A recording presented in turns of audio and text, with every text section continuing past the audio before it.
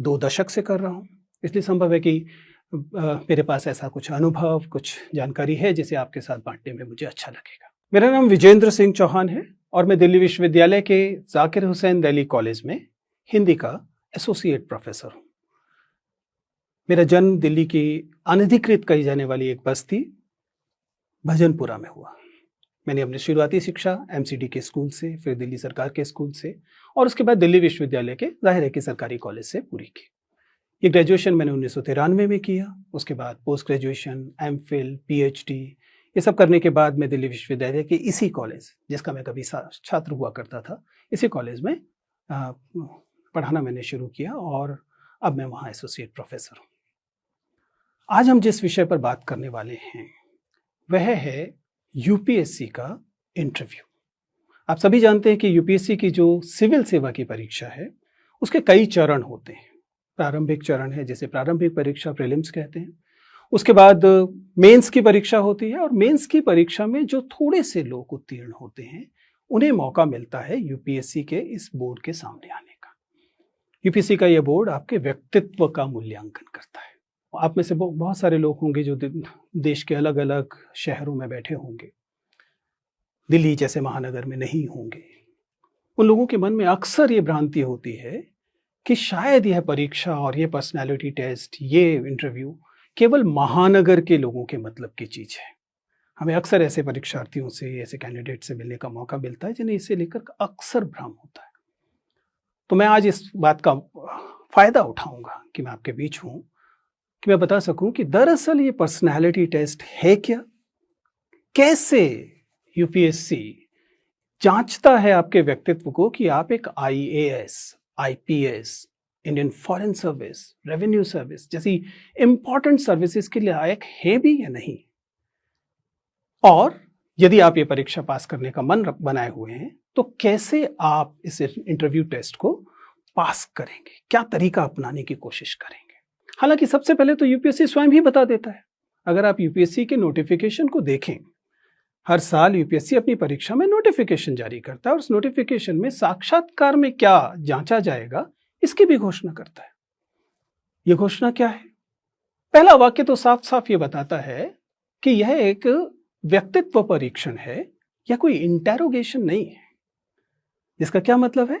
ऐसा नहीं है कि यूपीएससी ये मानकर चल रहा है कि आपने कुछ बहुत सारी चीजें छिपा रखी हैं और वह इन प्रश्नोत्तर के इस पूरे कार्यक्रम में, इस पूरे व्यक्तित्व परीक्षण में उन चीजों को छीनने की, उनको निकालने की कोशिश करता है। नहीं, ये केवल आपको अपने व्यक्तित्व को प्रस्तुत करना है और यूपीएससी के उस बोर्ड को ये जांचना है कि आपके अंदर व्यक्तित्व में वे कौन कौन से गुण हैं जो शायद इन सेवाओं के लिए उपयुक्त है।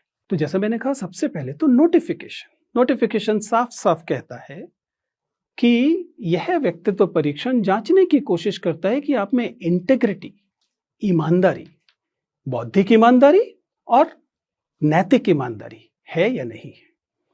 यह परीक्षण यह बताने की कोशिश करेगा कि आप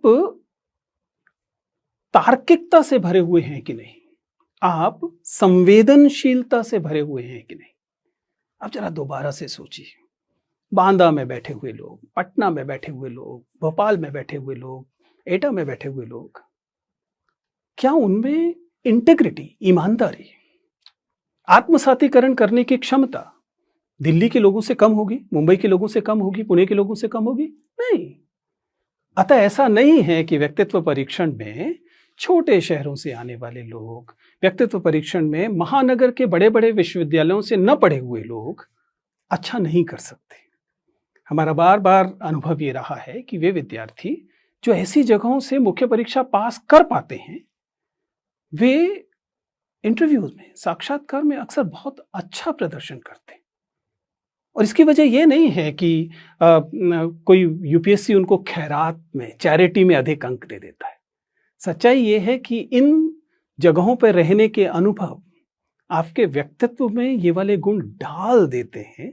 बस आपको एक विद्यार्थी के तौर पर उन्हें पहले से पहचान लेना है। अगर आप अपनी परीक्षा के दौरान इन्हें पहले से पहचान लेंगे तो आप जानते होंगे कि आपको किन गुणों पर बलाघात देना है और किन गुणों से छुटकारा पाना है। क्योंकि जाहिर है कि कुछ अच्छे गुण आएंगे तो कुछ थोड़े बहुत ऐसे गुण भी आएंगे जो शायद परीक्षा के लिहाज से बहुत अच्छे ना हो। तो दरअसल हम व्यक्तित्व परीक्षण में इन्हीं गुणों को पहचानने की कोशिश करते हैं। कैसे करते हैं? मैं एक बहुत आसान सा जंतर आपको देना चाहता हूं। आप इस बात को समझिए कि जब आप किसी बोर्ड के अंदर जाते हैं, और ये यूं मैं बात कर रहा हूं यूपीएससी साक्षात्कार की, लेकिन ये किसी भी साक्षात्कार पर लागू होता है, तो आप उससे पहले अपनी एक लिखित जानकारी भेजते हैं। यूपीएससी के मामले में इसे डैफ, डिटेल्ड एप्लीकेशन फॉर्म कहा जाता है। ये डिटेल्ड एप्लीकेशन फॉर्म आपकी पूरी के पूरी जीवन की यात्रा होता है। इसमें आपको लिखना होता है कि आपका जन्म कहाँ हुआ। जैसे मैंने बताया कि मेरा जन्म दिल्ली की एक अनधिकृत बस्ती में हुआ। आपको बताना होता है कि आपकी मातृभाषा क्या है, आपने पढ़ाई कहाँ से की है, आपने कौन से पुरस्कार जीते थे, आप कौन सी क्लास में मॉनिटर थे, आपका कौन सा शौक है, आपके पिता क्या करते हैं, आपकी माता जी क्या करती हैं। आपके पूरे व्यक्तित्व का एक कच्चा चिट्ठा होता है। हालांकि ये आप ही की घोषणा होती है। ऐसा नहीं है कि यूपीएससी ने किसी अन्य माध्यम से ये जानकारी हासिल की है। आप ही ने ये फॉर्म भरा है और ये जानकारी उनको बताइए। इसे एक कहानी की तरह खुद पढ़िए।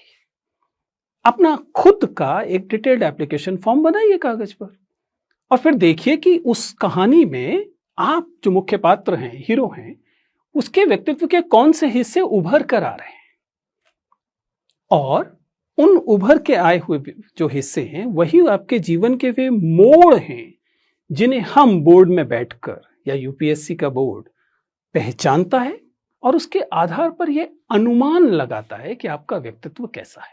मसलन मैंने अगर लिखा कि मैं दिल्ली की अनधिकृत बस्ती में पैदा हुआ, तो अगर मेरा डिटेल्ड एप्लीकेशन फॉर्म किसी समझदार व्यक्ति के सामने है तो वो इसे देखकर जानना चाहेगा कि दिल्ली की अनधिकृत बस्तियों के बारे में जानकारी मुझे है भी या नहीं।